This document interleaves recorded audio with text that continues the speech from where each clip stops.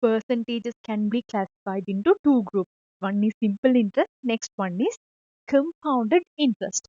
Mostly in day to day life, we are using simple interest, but compounded interest are playing a crucial role in economic sector.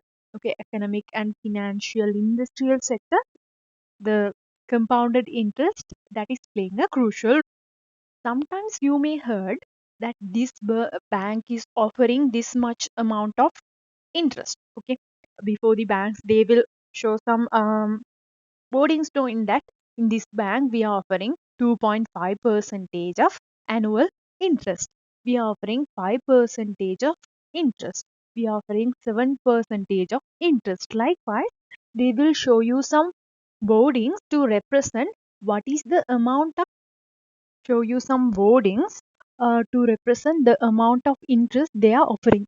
In mostly, they will focus only on banks and the industrial sector and financial sector. In a bank, actually, if we are investing 1,000 rupees, okay, I will take a small amount, 1,000 rupees. This January 1st, I will invest 1,000 rupees in BOC Bank. We will take BOC Bank. So, end of an year, but in actually bank, they will offer you monthly interest. Okay, end of your month, when you update your book, they will give you interest as such like 7.8 rupees, 5.5 rupees. Likewise, they will offer some amount to you and they will deduct a small amount of tax as well. 0.7 rupees, 0.1 rupees. Likewise, they will reduce some taxes. This is the current situation in Sri Lanka.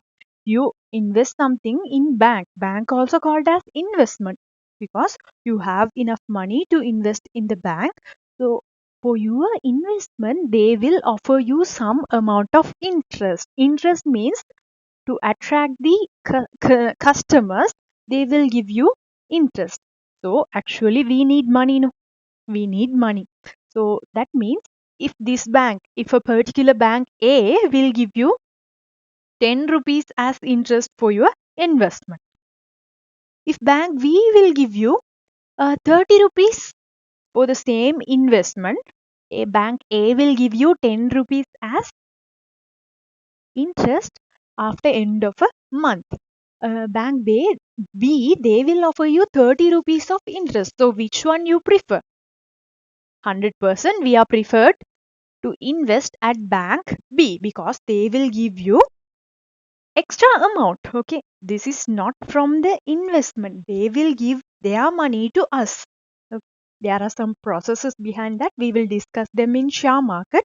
So they will give you some extra amount to attract the audience to grab their attention towards that bank. From that they will reduce, okay, that amount, that's not definite amount of tax. For month to month it's changing. They will deduct some amount of tax from that. So why they are giving money to you? Because banks means if we invest in a bank, um, they can roll up that money. That means if someone in pawning section, think about the pawning section. If you pawn a ring on that section, uh, it is 1 carat for 1 lakh. You are getting 1 lakh. So this 1 lakh, you will have to pay some interest to this one also. They will give us interest and they will collect interest from us also. So that money will be circulated in this banking sector. I will explain them in clearly in share market sector. But in compound interest means for monthly they will give you some extra amount as interest. So that's what you should understand. So for 1 month, this much of amount. I will take, except month, I will take an example using years to explain these things because that's the proper way to explain in mathematics. I'm going to invest 5,000 rupees in a bank under a particular interest percentage. I don't know what is the exact interest percentage per annum. So I'm going to invest this amount in a bank. So end of an year, I will receive 150 rupees as interest. Okay, 150 rupees as interest. So this is the amount of investment I made on January 1st of 2025. At December 31st of this 2025, December 31st, they will give you 150 rupees as interest for your investment. So in simple interest, what we've discussed, if they will give you 150 rupees for particular year, next year also 150, after that year also 150. Likewise, that amount is a constant one under simple interest instances. But in compounded interest, January 1st, I invested this month. December 31st, they offered me 150 rupees as interest. So, in next year, January 1st of 2026, the amount in my bank account is 5,150 rupees, not only 5,000 rupees. The amount of interest also included as my investment.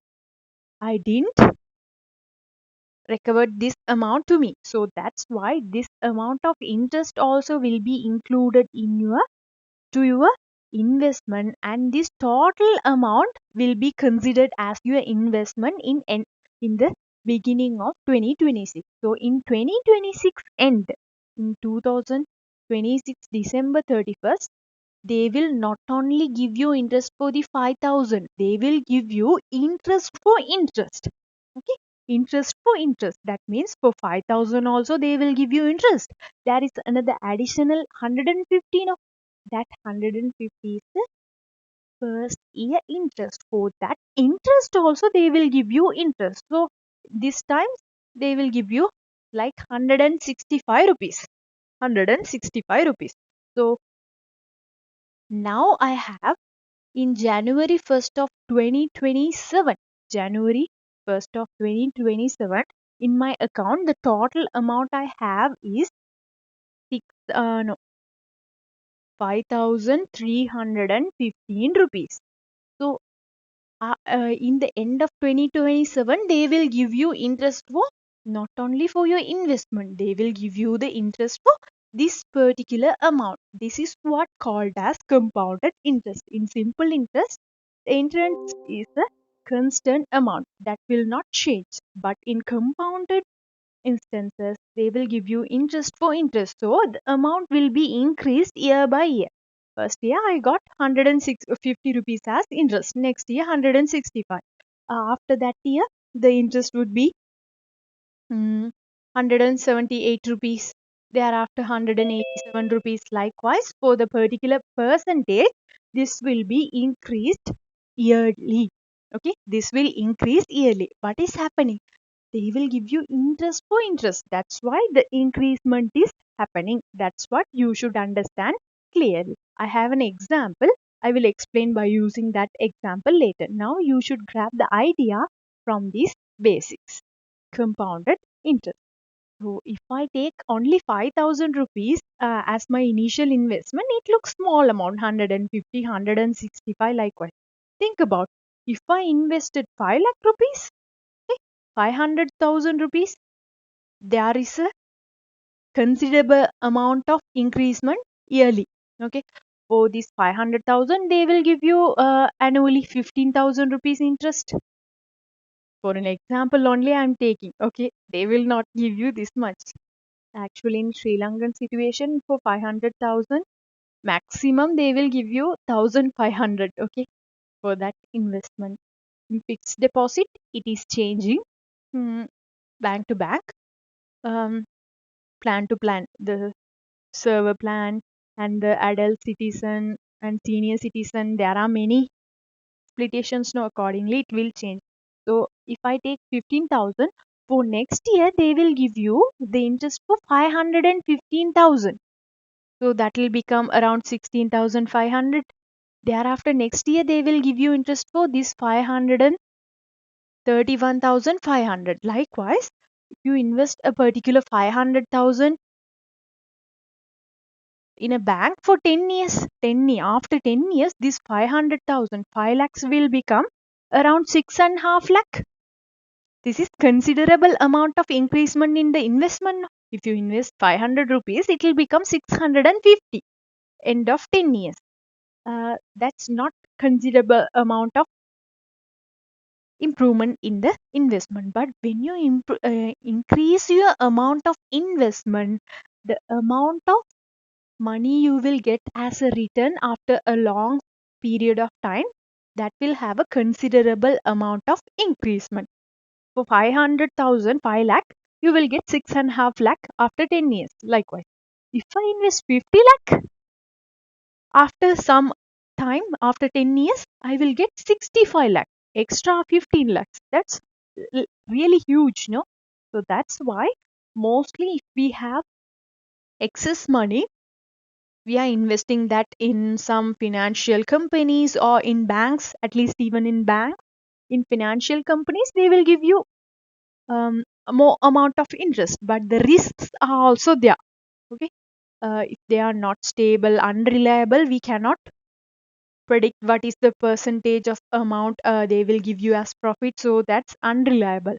So that's why mostly the banks are trustable. The government sector banks are trustable. So they will give you some considerable amount of investment, interest for your investment. So that's what you should know under the compound interest instances. Thereafter, we will look at some questions.